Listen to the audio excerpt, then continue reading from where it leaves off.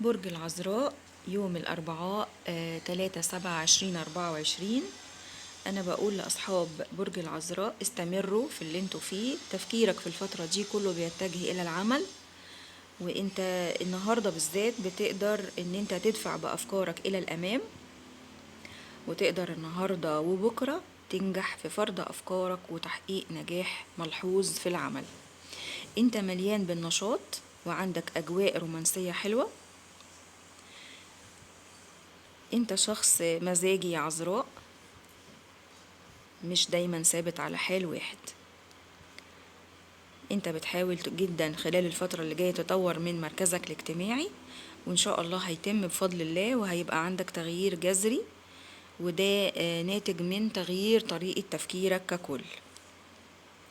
وبالنسبة للأشخاص من برج العذراء اللي بيدوروا على عمل في الفترة دي، هيتوفقوا وهيلاقوا العمل اللي بيتمنوه.